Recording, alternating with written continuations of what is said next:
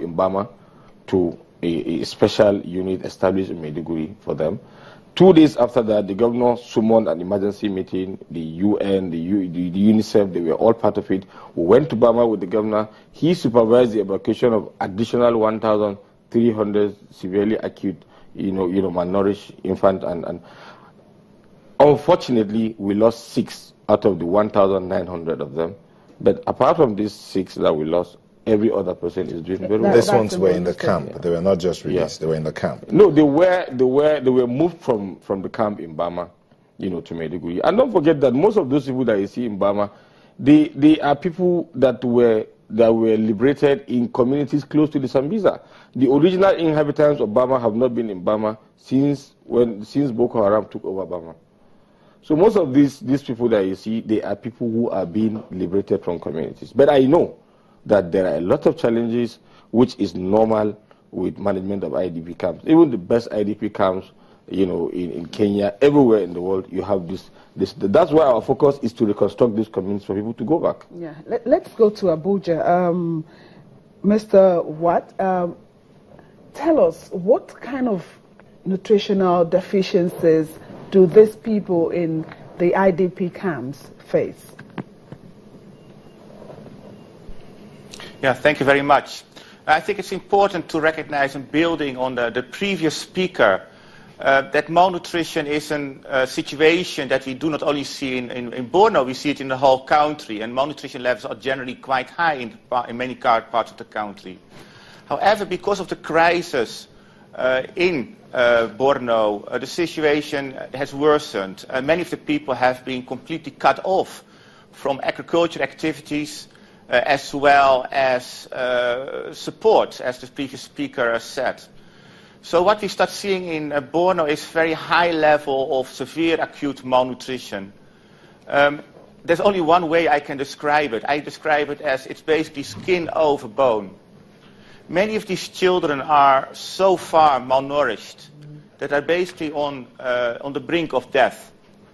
We estimate that this year in Borno there are an estimated 240,000 children who have got this very extreme, this very severe condition of severe acute malnutrition. And we estimate that if nothing is done, about 1 in 5 of these children is likely to die. But the good thing is we know that something can be done. First of all, of course, we have to prevent the severe malnutrition, and that needs to be done by very massive access to food, in particular in the areas that are newly opening up in Borno. Significant progress has been implemented by government and supported by many partners, including UNICEF in Maiduguri, over the last few years. But it's only since the last few months that we are able to go to areas that were previously inaccessible. And these are the areas where also the support, the food aid is being set up.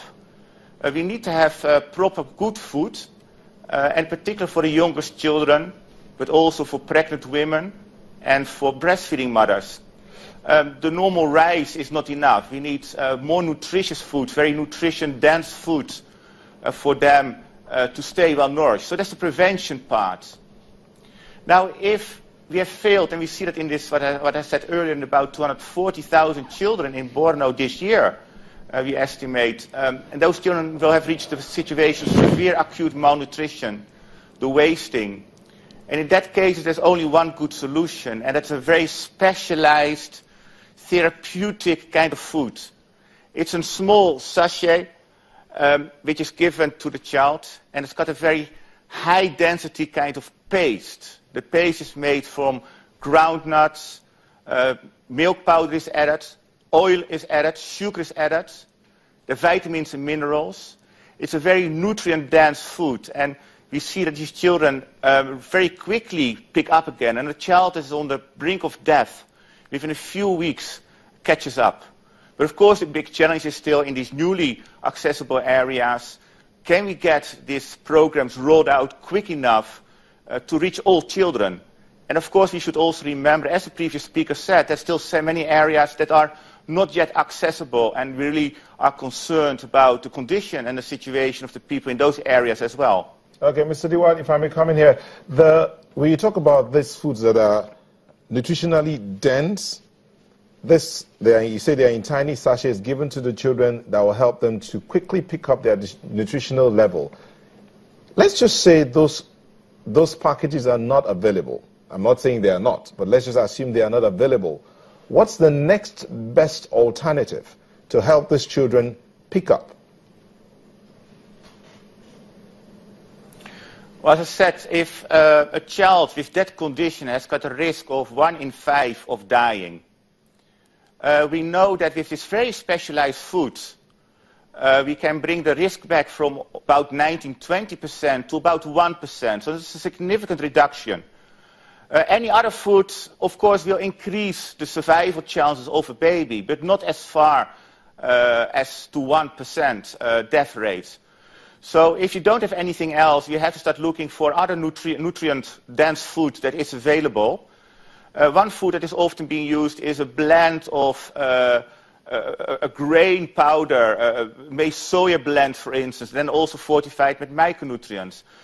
But in the cases of very severe malnutrition, none of these other food items will have the kind of impacts that this very specialized therapeutic food has. All right, Mr. Dewar, we'll come back to you in a moment. Let's, Mr. Guzau, very quickly, are the food aid materials meant for these camps, are they getting to them? Are they diverted? Yeah, they are just, before let me respond to this specialized, highly nutritious food that he talked about, they are actually available. The World Food Program did a very big intervention. They flew, trucks of this food from abroad, to Nigeria. Governor Shetima went with them to the president. I was able to get a waiver. We need to take a quick break. We'll come back so that you continue with that answer. Please don't go away.